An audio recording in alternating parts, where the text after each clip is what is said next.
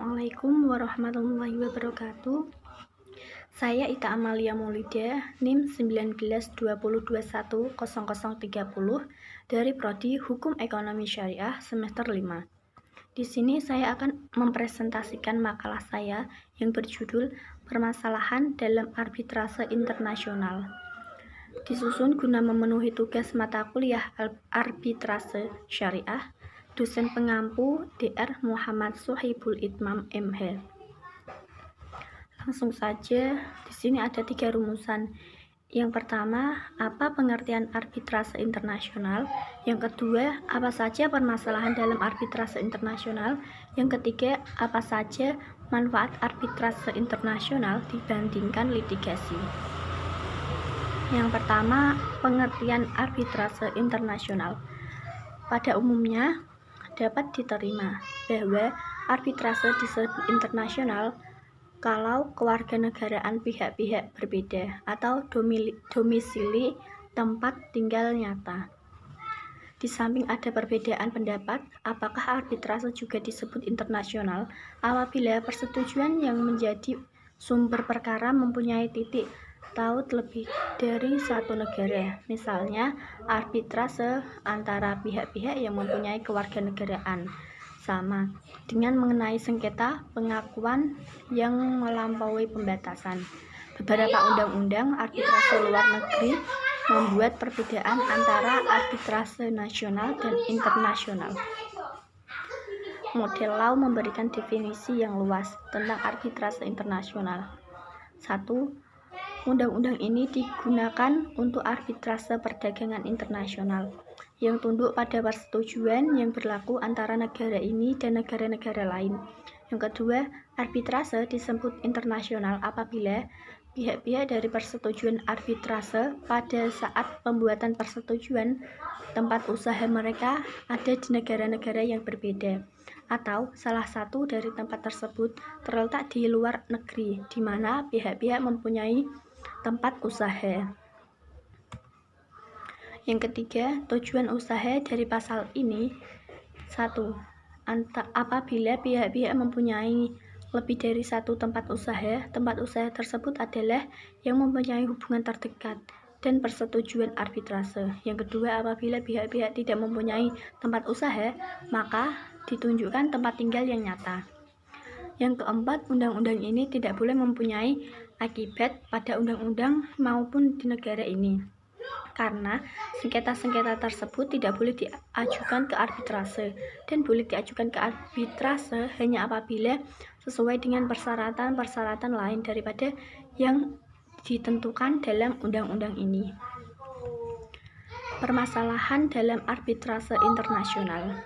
Ketentuan-ketentuan tentang pelaksanaan eksekusi putusan arbitrase asing atau internasional di Indonesia terdapat dalam Undang-Undang Nomor 30 Tahun 1999 tentang arbitrase dan alternatif penyelesaian sengketa.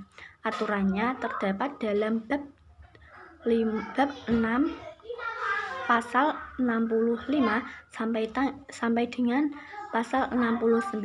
Ketentuan-ketentuan tersebut pada dasarnya sejalan dengan ketentuan tentang pengakuan dan pelaksanaan putusan arbitrase asing atau internasional seperti yang diatur dalam Konvensi New York 1958 Pasal 65 Undang-Undang Nomor 30 Tahun 1999 menetapkan bahwa yang berwenang menangani masalah pengakuan dari pelaksanaan putusan arbitrase internasional adalah Pengadilan Negeri Jakarta Pusat.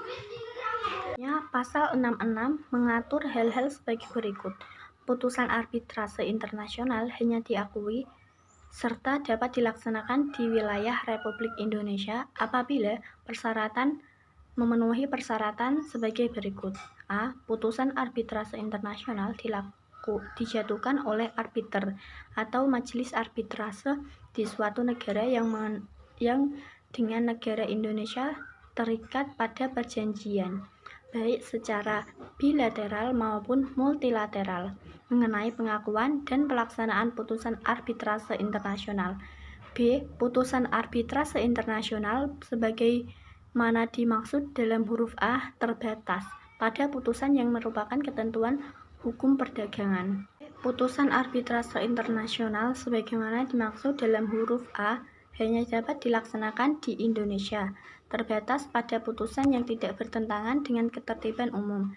D. Putusan arbitrase internasional dapat dilaksanakan di Indonesia setelah memperoleh eksekuatur dari Ketua Pengadilan Negeri Jakarta Pusat. E. Putusan arbitrase internasional sebagaimana dimaksud dalam huruf A yang menyangkut negara Republik Indonesia sebagai salah satu pihak dalam sengketa hanya dilaksanakan setelah memperoleh eksekuatur dari Mahkamah Agung Republik Indonesia yang selanjutnya dilimpahkan kepada Pengadilan Negeri Jakarta Pusat. Masalah utama yang sering dipersoalkan oleh dunia internasional bahwa Pengadilan Indonesia enggan untuk melaksanakan putusan arbitrase atau menolak pelaksanaan putusan arbitrase asing dengan alasan bahwa putusan yang bertentangan dengan public policy atau ketertiban umum, serta diketahui walaupun public policy dirumuskan sebagai ketentuan dan sendi-sendi pokok hukum dan kepentingan nasional suatu bangsa.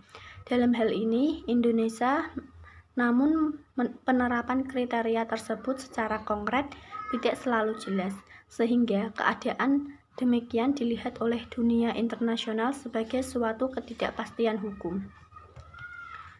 Manfaat arbitrase internasional dibanding litigasi. Manfaat utama arbitrase internasional untuk menyelesaikan sengketa daripada litigasi pengadilan tradisional termasuk A. Arbitrase internasional dapat menyelesaikan perselisihan lebih cepat daripada litigasi pengadilan tradisional. Hanya ada banding terbatas dari putusan arbitrase. B. Arbitrase internasional bisa lebih murah daripada litigasi pengadilan tradisional. C. Arbitrase internasional dapat memberikan keadilan berkualitas lebih baik karena banyak pengadilan domestik terlalu terbebani yang tidak selalu memberikan waktu yang cukup bagi hakim untuk menghasilkan keputusan hukum berkualitas tinggi. D. Klien dapat memainkan peran aktif dalam memilih arbiter atau yang merupakan pakar industri dalam arbitrase internasional daripada seorang generalis seperti banyak hakim pengadilan domestik. E. Arbitrase internasional fleksibel dan masing-masing pihak dapat dalam perselisihan memainkan peran penting dalam memilih prosedur yang paling tepat untuk menyelesaikan perselisihan internasional mereka, memutuskan apakah akan memasukkan prosedur seperti pembuatan dokumen. F. Arbitrase internasional dapat bersifat rahasia yang berguna jika para pihak ingin melanjutkan hubungan bisnis mereka atau untuk menghindari publisitas negatif. G. Arbitrase internasional netral. Ini sangat penting untuk transaksi lintas batas karena itu menghindari kemungkinan keuntungan pengadilan rumah untuk satu pihak. Sekian, terima kasih. Apabila ada salah kata, mohon maaf. Wassalamualaikum warahmatullahi wabarakatuh.